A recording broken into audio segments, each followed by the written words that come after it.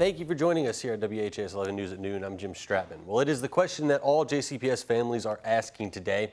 How will next year's new start times affect my school? Last night, the district introduced two plans it's considering. Our Taylor Woods and photojournalist Elijah McKenzie spoke to one parent about the impact this will have on her family.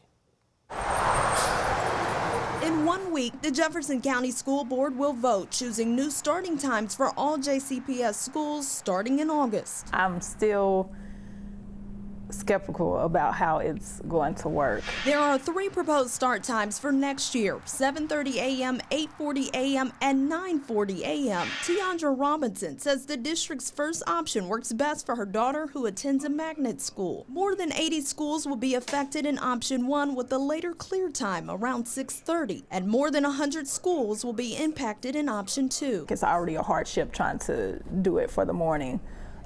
So I would probably have to use, like vacation time to be able to get off to make sure that I can pick her up. JCPS Superintendent Dr. Marty Polio says option 2 would be best for the district. It will cut major delays and allows an hour and 10 minutes to operate depots. It is a much more dramatic change in start times and gets us there on time. But I think long-term, option 2 is the more sustainable one. Robinson just hopes there will be a smoother start to this school year. Hopefully they are practicing these routes way earlier than what they did last year. Dr. Polio shared the district is collaboratively working with TARC and UPS to make sure routes are efficient. He says TARC is still working out a plan between now and the end of May. In Louisville, Taylor Woods, WHAS 11 on your side.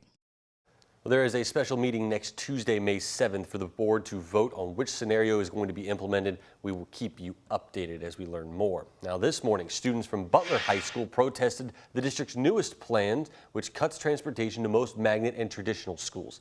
Butler High is one of the schools that will be affected by that decision. Students held signs that said, "Fire Marty Polio" and "Give our buses back." Now, this is in part due to the bus driver shortage that grows worse by the year. But why are bus drivers leaving, and what can JCPS do to try to keep the ones that they have? We took a look into the exit interviews from drivers. According to the district, at least 47 bus drivers have left since last summer. They expect to be down another 30 drivers by this July. Out of the resignations, more than half cited either their schedule, the new routes, or the work environment, including student discipline, as their reasons for quitting. I mean, you have parents getting on there threatening bus drivers. I mean, who wants to be threatened on their job every day? One man who resigned said, quote, "He cannot drive a school bus, stay on schedule, and keep the children safe." Another writing that there's no time for his family. Then a female driver citing physical abuse. Months ago, JCPS launched a new referral process to try to speed up responses for bus incidents. One reason not given for quitting: pay. The average salary for a JCPS bus driver is about $55,000. Well, today is Champions Day at Churchill Downs. From legendary jockeys to record-breaking horses, we're honoring the champions of the Kentucky Derby. The first race today is set for a post time at 12:45. The new inductees into the Kentucky Sports Hall of Fame are set to be unveiled during today's festivities. And there will also be an opportunity for you to take a photo with the PGA Championship trophy ahead of the tournament at Valhalla coming up here in just 2 weeks. That's happening at 1. Now, on the big board, you're going to want to look for some special interviews from horse racing legends and clips of iconic moments from horse racing history. We will take you live out there at 12:30 for a little look. Well, the LMPD has released its traffic and parking plan ahead of the big races. One major road closure, it's going to be Central Avenue. It will shut down today between Floyd Street and Taylor Boulevard. Now, if you plan to use a rideshare app to get to the track, you'll have to be dropped off and picked up in the bronze lot out at L&N Stadium. It's then about a 10-minute walk to Churchill Downs. LMPD is also asking people to obey the no parking signs and cautioned against clogging traffic. There will be no street racing, drifting, or the taking over of intersections. Our street racing ordinance will be strictly enforced. We will have plenty of tow vehicles in place to assist in the enforcing of the street racing ordinance. And you will see plenty of uniformed officers, even some undercover officers from the FBI, state police, sheriff's deputies, and the LMPD. Metro EMS said that Louisville Fire and Louisville Fire and EMS will be designated spots for a very quick response time to the Downs. We have our first scratch of the Kentucky Derby as well. That is typical, though, as we get further and further into Derby week. Encino, which is trained by Louisville native Brad Cox, will not be running on Saturday. According to Cox, the colt seemed a little off after his gallop yesterday morning. Encino was taken to a vet in Lexington where he was diagnosed with a soft tissue strain, but he's already been replaced. Epic Ride is now part of the Derby field. The horse trained by John Ennis finished third in his last start at the Bluegrass Stakes. He has 2 wins in his 5 career starts. He's currently sitting at 50-1 odds to win Derby 150. This will be the first starter in the Run for the Roses for Ennis.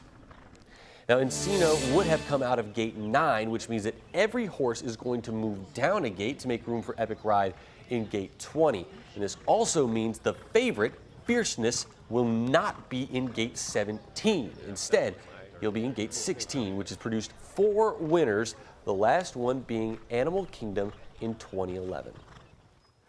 Well, Forever Young and T.O. Password are 2 horses from Japan with their eyes set on the Derby 150 trophy. Our Mason Horodisky caught up with Forever Young's jockey who wants to represent Japan in the winner's circle for the very first time. While Japan has seen a boom in horse racing the past 5 years, one has yet to win at the Kentucky Derby. This year, a horse that hasn't lost hopes to change that. Forever Young drawing away here in the late stages, and it's another Japan domination. Forever Young is 4-0 entering the Run for the Roses after punching his ticket with a win in Dubai. But perfection isn't limited to just the races. He's undefeated in training and in racing, so that is, for him at the moment, that's a unique thing. Bruce Sakai has been Forever Young's jockey in every race. He's got a lot of faith in Forever Young, and so he's looking forward to going out there together. But now they're on the sport's biggest stage, where the approach has to be just as perfect. At this point in his career, he's kind of won races kind of from all over the place. If the pace is really fast, he'll probably be coming from behind. If the pace is really slow, he'll be more forwardly placed.